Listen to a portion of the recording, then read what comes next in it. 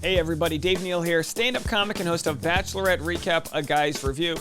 In this story, we're going to be talking about Demi Lovato and her interview she had over 10 years ago on a red carpet with Chris Harrison. As you know, I cover all Bachelor content. Chris Harrison has stepped aside from hosting duties of The Bachelor after an interview with Rachel Lindsay kind of picked up steam when people saw how dismissive he was to dealing with the topic at hand.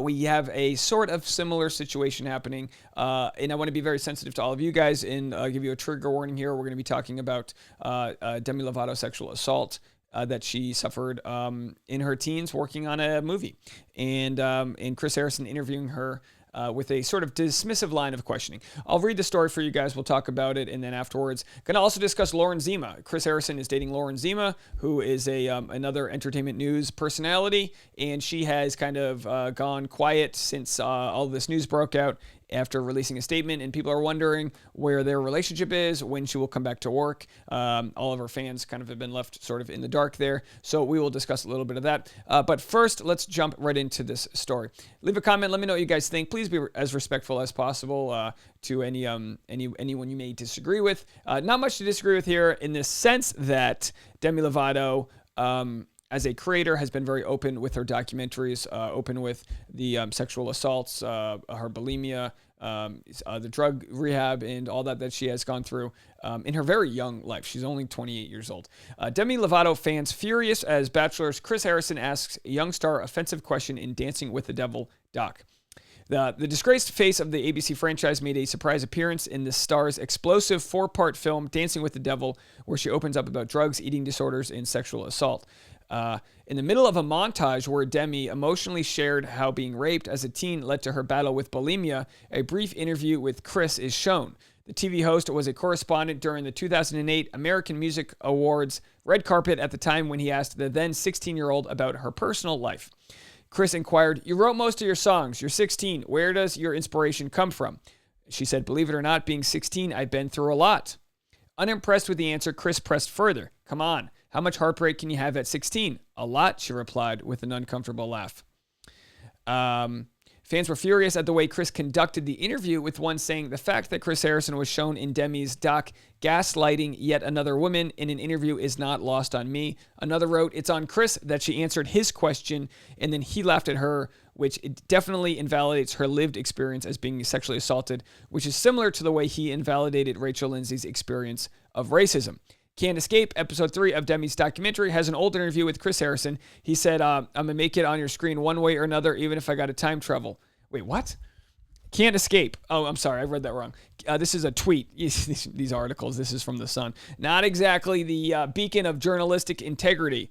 So these are tweets that were written. One more fired off. "That clip of Chris Harrison, it pissed me off how interviewers can minimize the life experiences of women, and especially young women. How much could you have been through at your age when basically no one knew she had been raped? Her first time was raped by someone who was also working on Camp Rock."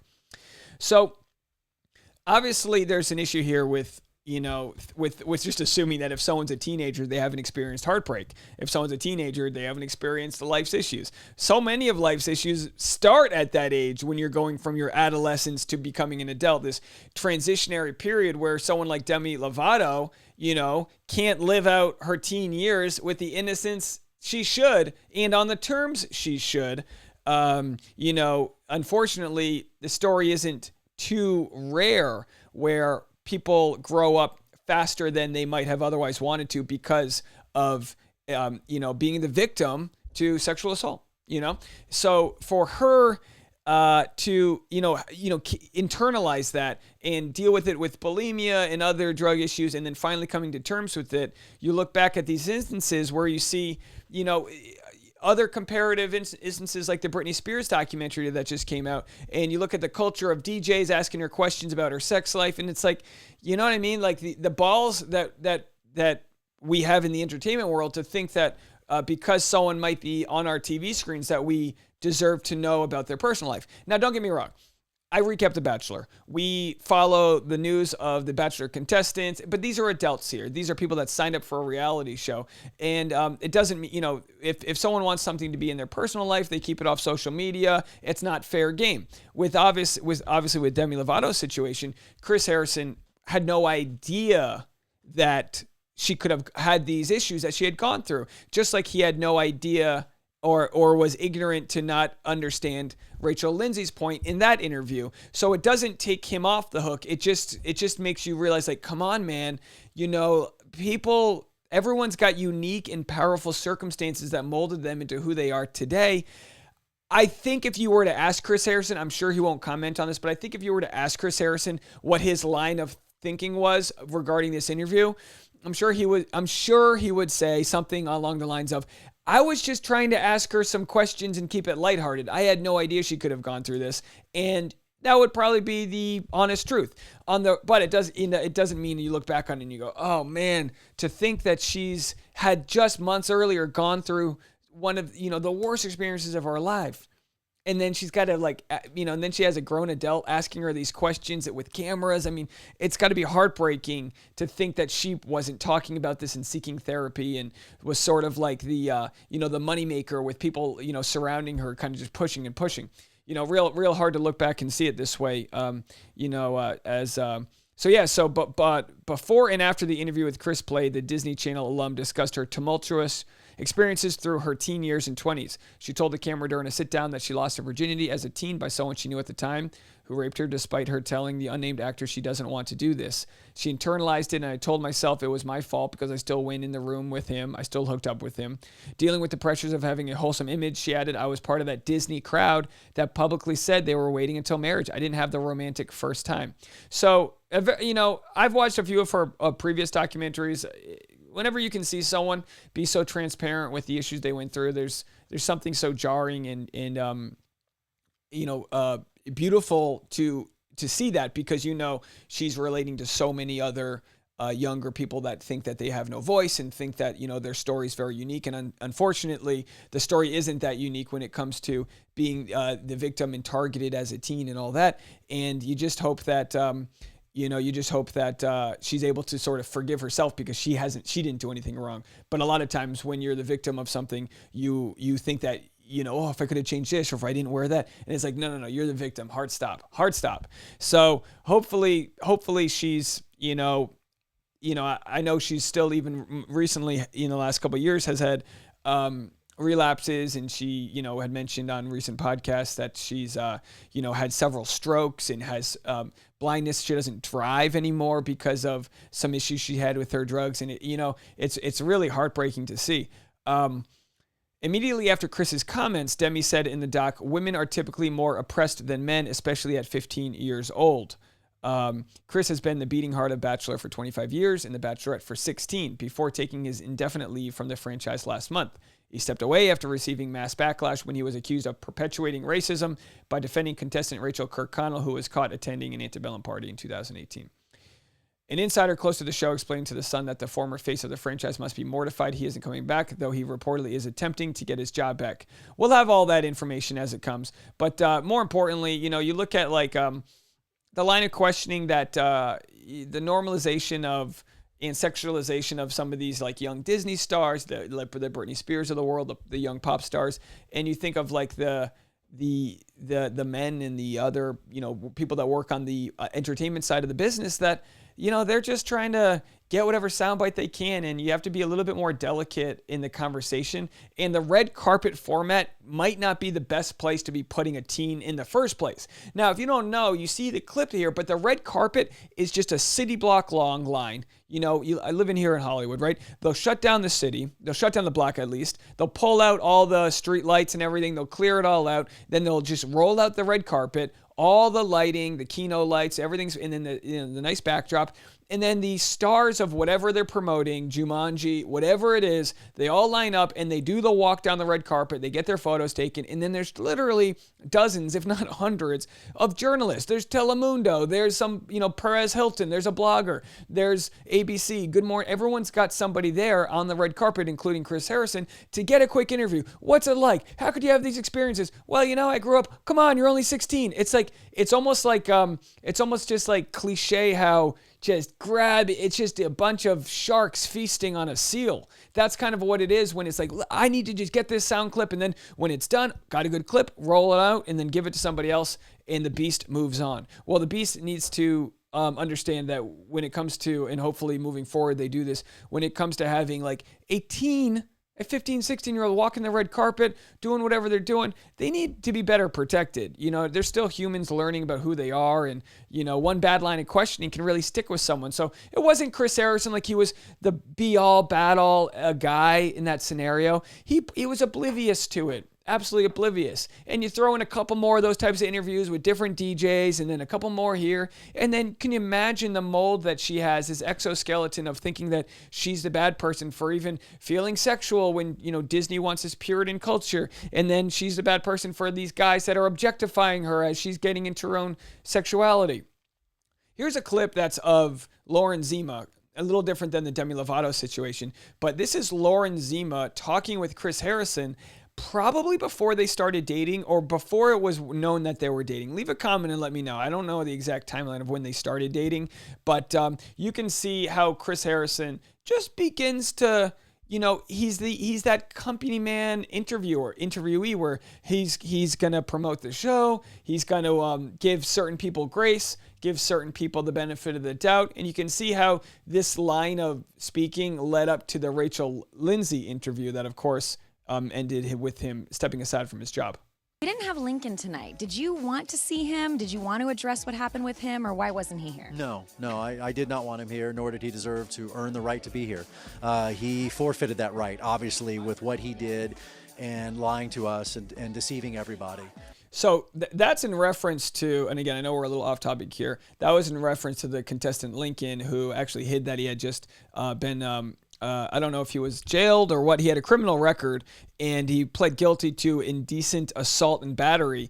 And then that was weeks before the show aired. So maybe the information wasn't in the court system. I don't really know how the Bachelor producers didn't find this, but he slipped through. And this doesn't happen too often. Once in a while, you'll get contestants that have a bad social media history, but usually, criminally speaking, you don't have contestants that have any sort of assault that's been in the court system before that, but this snuck through. I don't know how.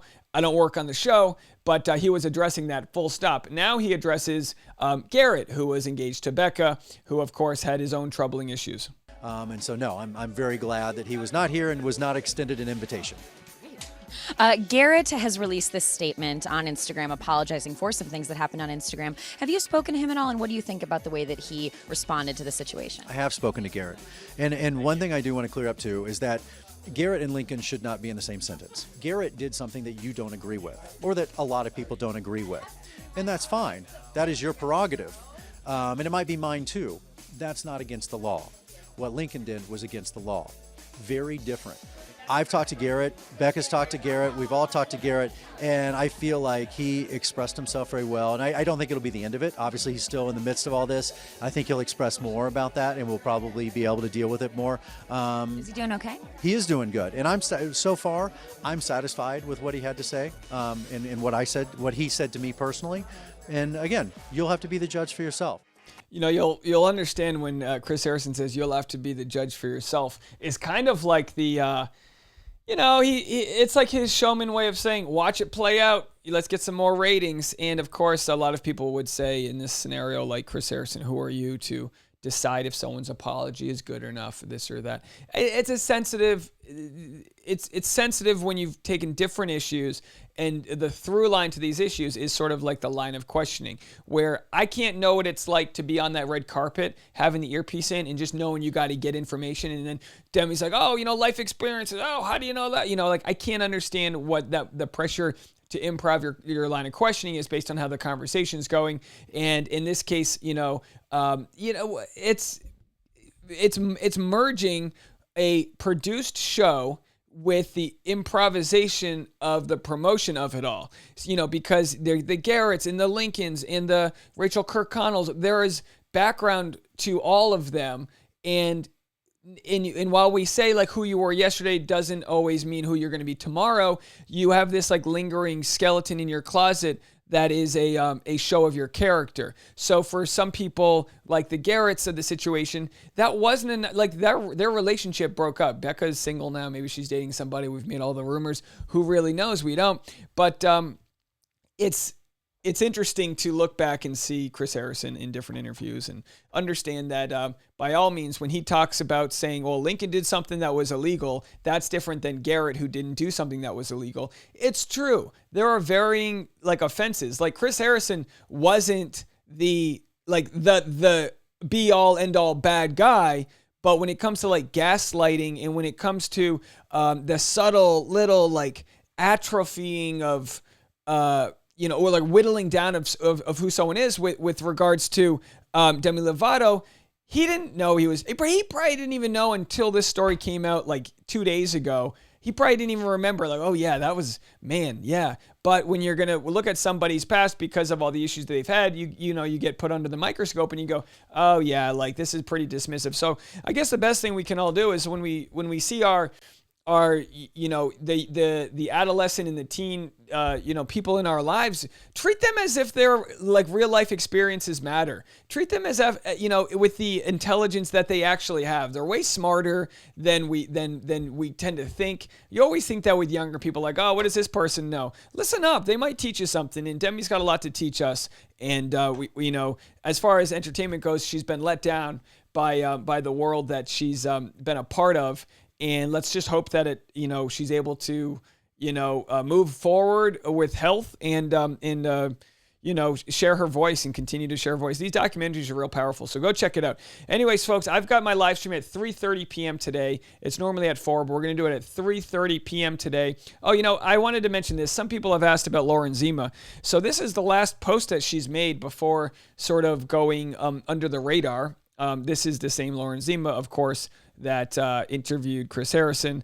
And she spoke out, way back in February, just right before Valentine's Day, about the issue here. She said what Chris said was wrong and disappointing. She wrote this in an Instagram story: defending racism can never happen. Accountability comes first. What's next is learning and growth. So maybe as part of her learning and growth, in Chris Harrison's learning and growth, she's just decided to not share on her social media. I mean, it would be kind of weird for her to not address this and then just go back to her podcast. Someone had posted this, which is a very interesting comment. Some of these comments are straight up bullying. Woman leaving vicious comments on this woman's page because of what her boyfriend did.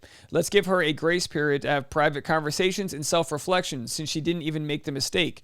This hurts her too. Let her take a moment to be hurt instead of kicking her while she's down. Should she choose to break up with Chris Harrison, that will still take some time to decide. Humans don't fall out of love overnight. On another note, perhaps her company advised her not to get involved because she wasn't even the one who made the comments. It's not easy going against an employer. I don't condone what Chris Harrison did, but do remember this is the page of someone else who is not Chris Harrison. I mean, it sounds crazy to say, but we live in the world where silence is complicity, and if you don't make a comment right away, you're part of the problem. And she's someone who's just boyfriend, stepped aside, and then she has to decide, and she's probably made her decision of what she's going to do about that. And it seems like she's sticking with him. There's been some paparazzi photos of them in Texas, and we'll just have to find out at what point will she make her comeback? At what point will she's hosting creator of Roses and Rose.